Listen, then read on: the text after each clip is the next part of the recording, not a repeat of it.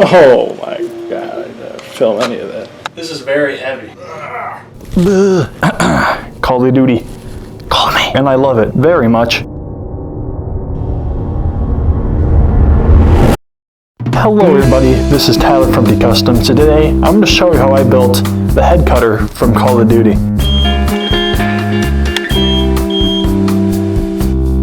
Now this whole build was inspired by me learning a new 3D modeling software. I don't know if you ever heard of it. It's a little something called Blender. Now after a couple of weeks of watching tutorials and online classes, I figured it was finally time to make something of my own. But what to do? The head cutter. I made the head cutter. While it's not my favorite weapon from Infinite Warfare, the best COD zombie game, it looks the easiest to 3D model out of the 4 wonder weapons, so I'll start with it first. And no, that's not hinting at a sequel.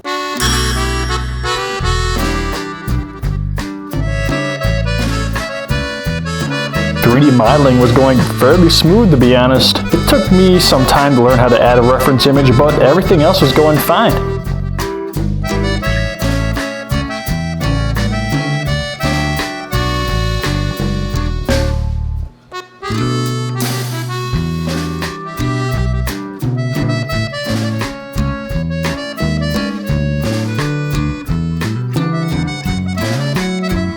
So while I work on this, let's get to the build.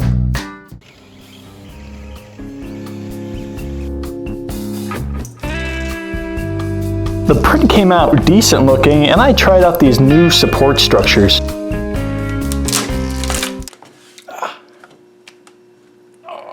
Love the look of these things, and they peeled away effortlessly.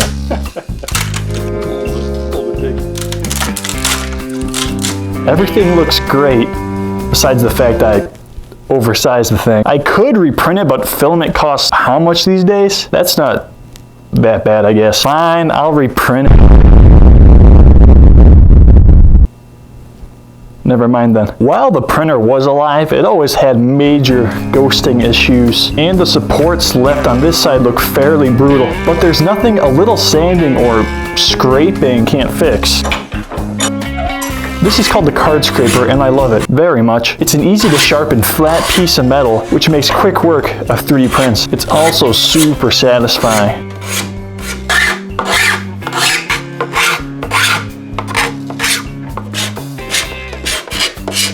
They also make smaller ones in different shapes, allowing you to reach into every nook and cranny of my big saggy old ass.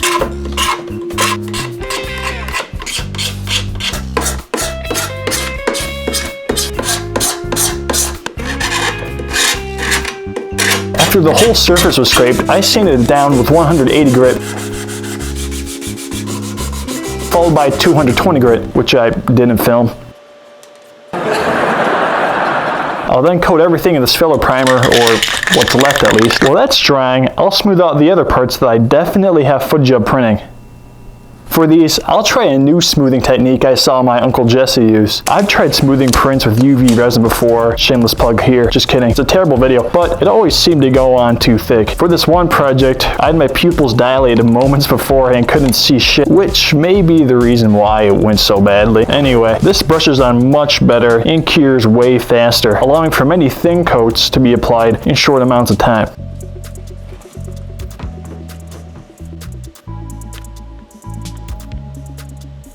Even though this is a really high detailed part, the UV resin seems to be filling in all the layer lines while preserving the details.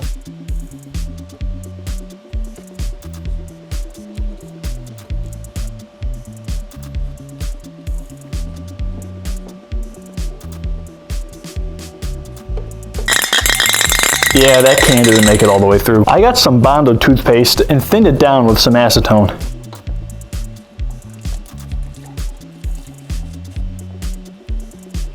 Because the filler I applied doesn't sand well, a few coats of this stuff should do the trick. You can see just how quickly it dries out, and it sands beautifully.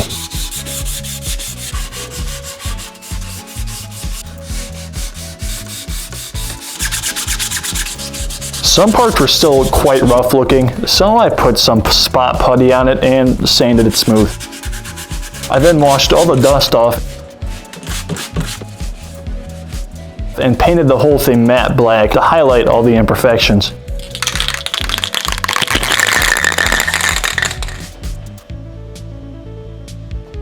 which makes the layer lines pop, but also highlights the parts that don't need any work at all. All things considered, this project's been going perfectly so far.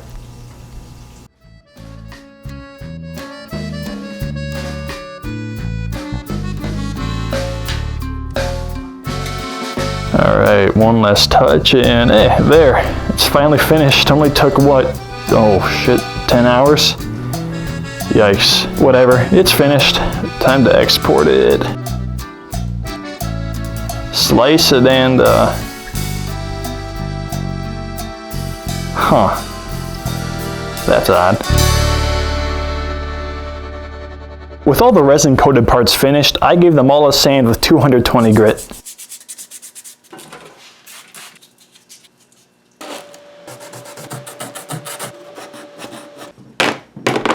And then hit them with some filler and sandable primer.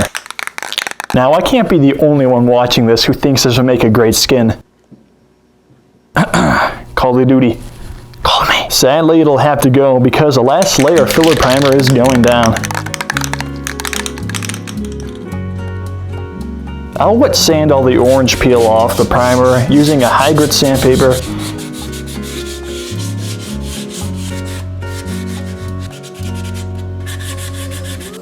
And let it air dry.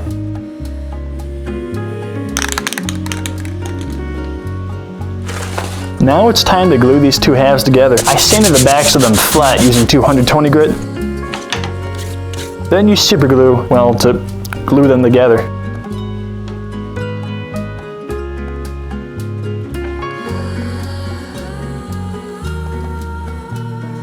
I'll use some spot putty to fill the seam between the two parts. Now my longer LK1, God rest its soul, has always suffered from under extrusion, which is very apparent on many of these parts. Nothing a little bit of filler can't fix.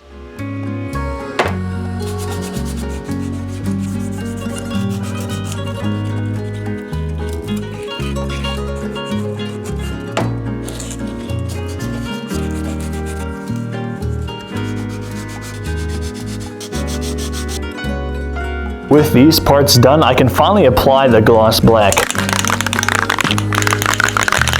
which will make the metallic paints pop. You may be asking yourself, Tyler, why did you not smooth out that one piece, you lazy fuck? Which I respond to saying that I want to see how much detail can be hidden with just paint alone. And also I forget, I'm using some Alclad 2 chrome paint in my airbrush to get the metallic effects. Now, I'm no Gordon Tarpley, but I have a fairly good idea on how to lay this stuff down. The most important part is the black base. Chrome is only going to be as shiny as it. Next, what you want to do is apply very thin coats, nearly invisible coats, until you build up the opacity desired. Then you can just buff it with a towel or something, and it'll be good.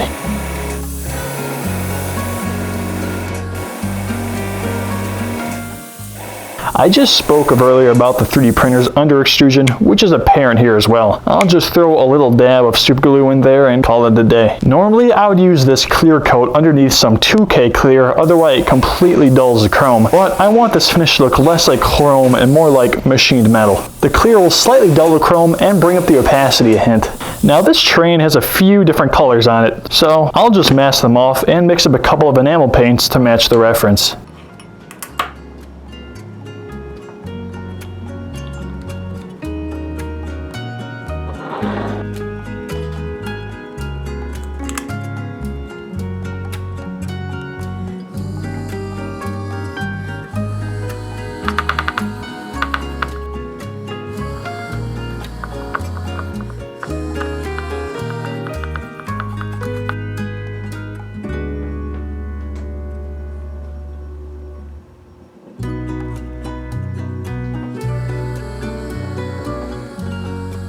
For the blaster itself, I want to paint the whole thing with some custom mixed acrylic paints. That way I can better color match it to the reference photo. So I'll find some in my collection that match, thin it down, and spray it with my airbrush. To test the color, I'll glue a wooden stick to the trigger and paint it first.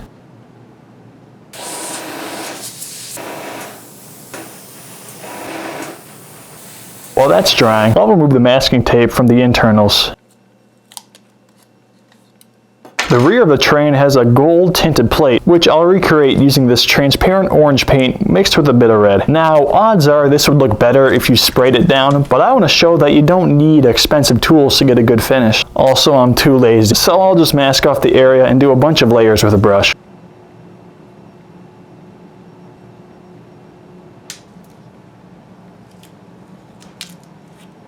And after a few layers, this thing actually looks pretty good. Now I'll just give it some clear and get to painting the main blaster.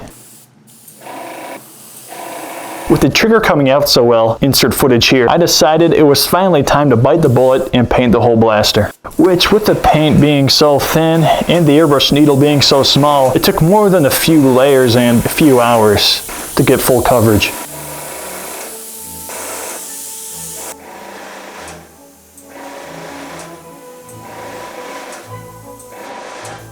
But eventually the layers started to pile on and it began to look great. And after a couple days of drying, everything went perfectly.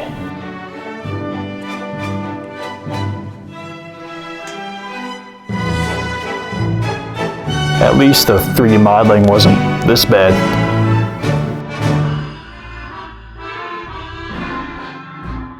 Oh God, oh no, oh God. No. Fuck. Okay.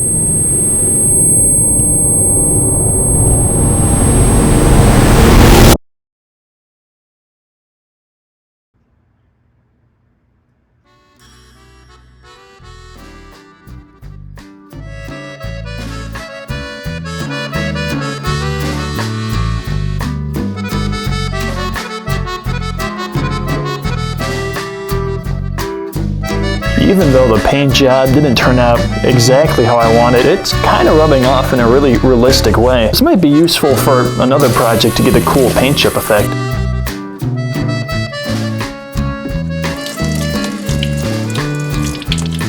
Maybe I'll even use this technique later in the build. Am I allowed to reuse jokes between videos? I'll just play it safe from now on and use a rattle can. Now with the clear coat dried, this piece looks a little too clean for my liking. So I'll go back in with some black oil paint to make all the mechanical detail really pop. I should really find another adjective besides pop, but I mean, it just applies. Now this stuff's great for weathering. Not only does it look like grease and oil from some mechanical device, it also has an extremely long dry time, which gives you plenty of ability to get beautiful gradients and to get the subtle differences in opacity between the different metals.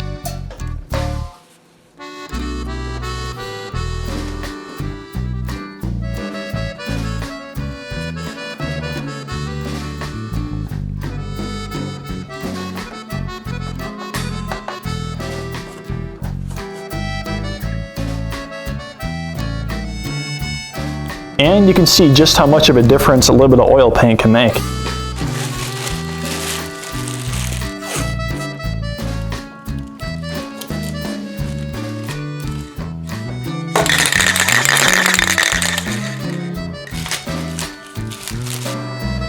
The masking tape seems to have lifted the paint a little bit. I'll definitely go back and fix this later.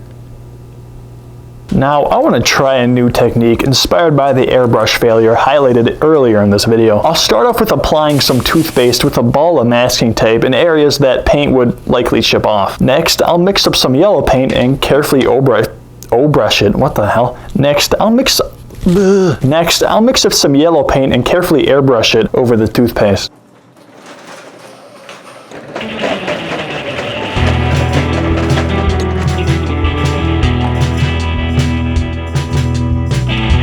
The area with the toothpaste won't dry properly, so it all should just wipe off, giving a really realistic paint chipping effect.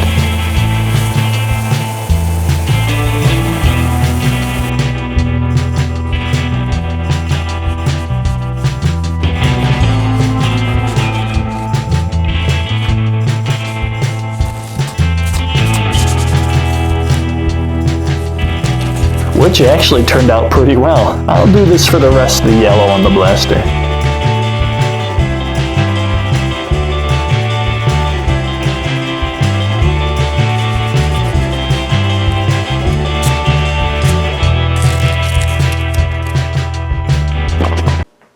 I was about to do a sick transition here. There's a bug in there, dude. This guy alive? He's covered in paint in there. Oh, that's kind of gross.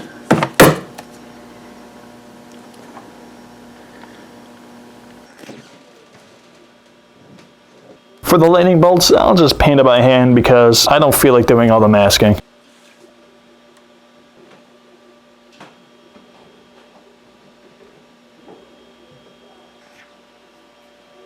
Which doesn't look bad at all. It helps sell the cheap toy aesthetic, I guess. I then painted the inside black to help make more contrast with the internals. With the main blaster portion finished, we can now move on to the glass casing. So I got my vacuum former out and formed it using thin PETG sheets.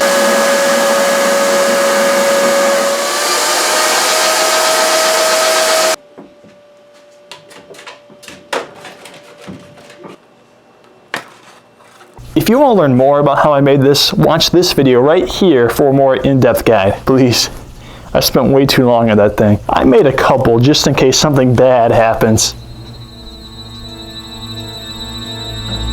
I'm actually not foreshadowing anything this time. Using some armature wire, I hung up the pieces so they could be tinted. Speaking of tint, you'll need one heater, one large bucket of cold water, one massive bucket of hot water, a cooking thermometer, and some dye.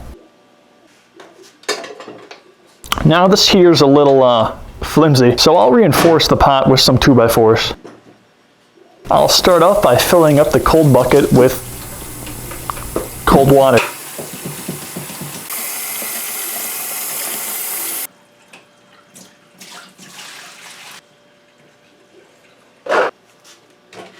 Then I'll crank up the sink to max heat and fill up the large pot.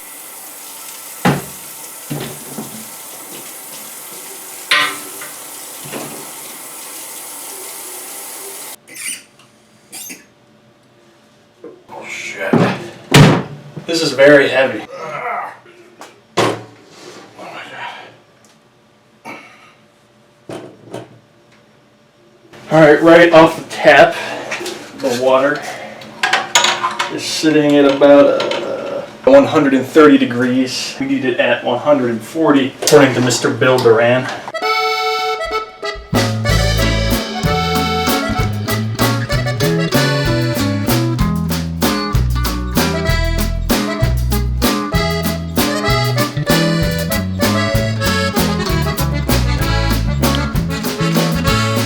It's been like 25 minutes and the water is not getting any hotter. The heater keeps kicking off no matter what I do. I guess it's overheating. We're about 135 degrees.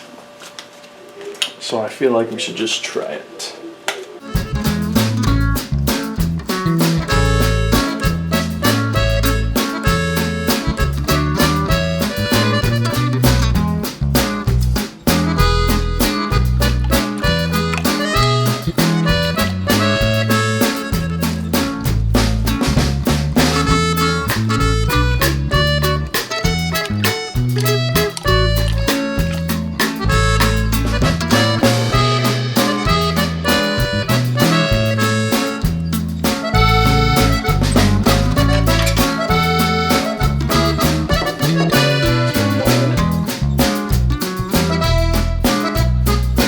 For this, I'm going for like a slight tint. Nothing too crazy, not like a helmet or visor. Alright, 2 minutes. That might be good enough. It ended up not being dark enough, so I dunked both of them back in the water for a while.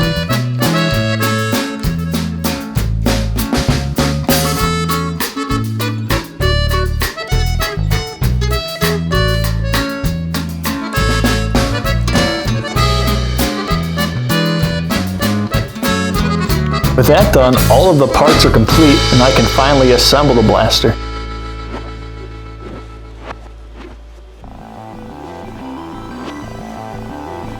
I use my favorite glue, E6000, to glue all the parts together.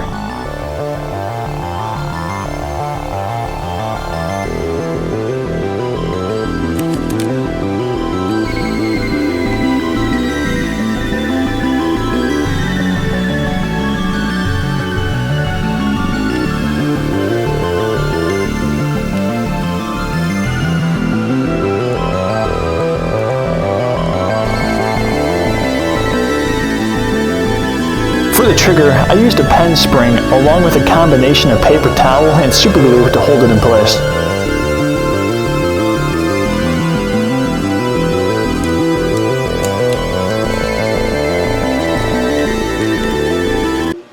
Oh my god, I didn't film any of that.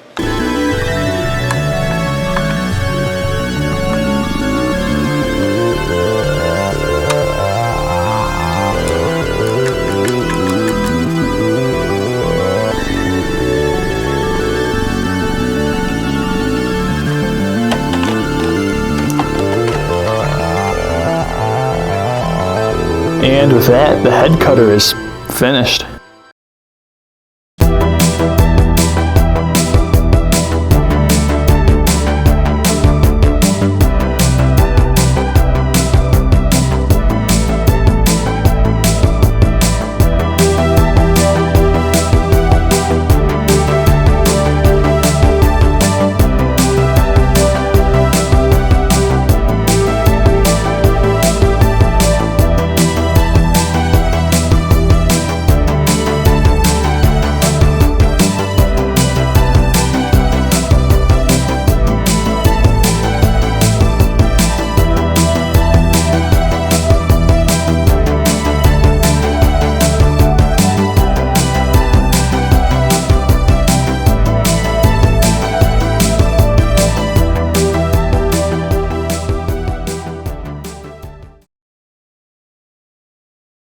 Now this video took a little bit longer to make than anticipated. The first 3D print was started on July 31st, 2023, and it's currently, August 6th, 2024.